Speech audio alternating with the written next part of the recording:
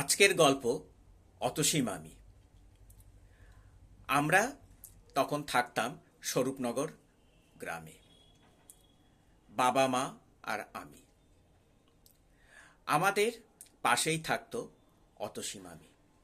না, অতসী মামি আমার নিজের মামি নয়, এমনকি দূরসম্পর্কেও কেউ হয় না। তিনি আমাদের পাড়ার। তার স্বামী নিরঞ্জন মামাকে আমি নিজের মামার মতোই দেখতাম, আর তার স্ত্রী হিসাবে অতসী মামি ছিল আমার নিজের মামির মতো।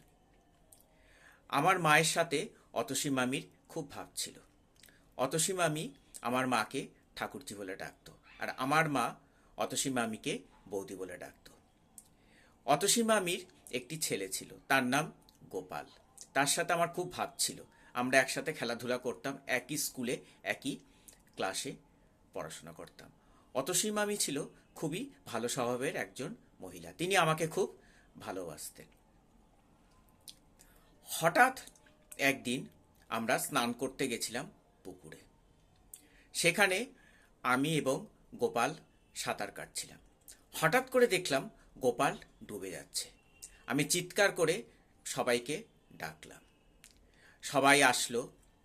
আস্তে আস্তে জাল ফেলা হলো এবং গোপালকেও তোলা হলো, কিন্তু দেখা গেল গোপাল ততক্ষণে মারা গেছে। অতসী মামি খুব কান্নাকাটি করলেন, তিনি খুব ভেঙে পড়লেন। এরপর আরও কয়েক বছর কেটে গেল। আমি আস্তে আস্তে বড় হতে লাগলাম। হঠাৎ করে নিরঞ্জন মামা দিন সাতেকের জ্বরে মারা গেলেন। অতসী মামি হয়ে পড়লেন সম্পূর্ণ একা। তিনি একাই থাকেন, কি করে তার সংসার চলবে।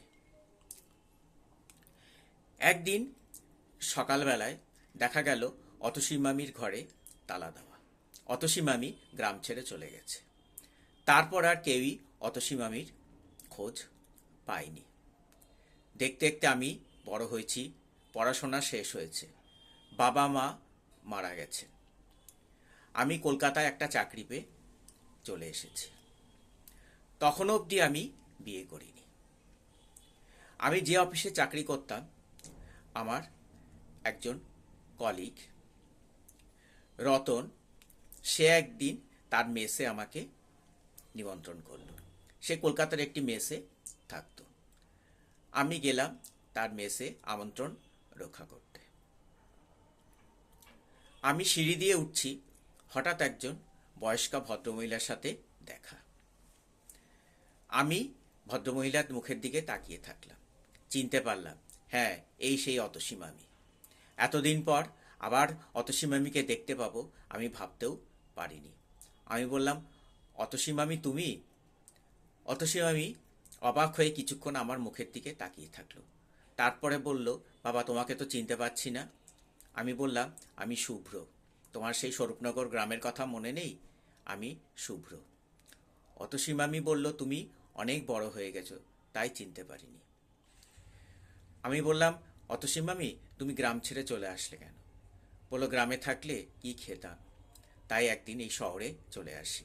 এখন আমি এই মেসে রাঁধুনির কাজ করি। আমি বললাম, এখানে তোমাকে কত টাকা দেয়? অতসী মামি বলল, 5,000।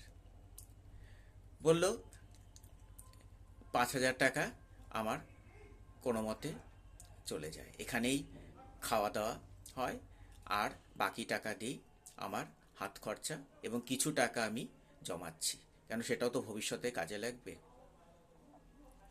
বললো, তোমার কথা বলো, তোমার বাবা মা? বললো, বাবা মা মারা গেছে, আমি এখন একাই থাকি। বললো, রান্না বান্না? বললো, রান্না বান্না আমি একাই করি। আমি বললাম, অতসী মামি, তুমি যাবে আমার সাথে? তুমি আমার সাথে থাকবে?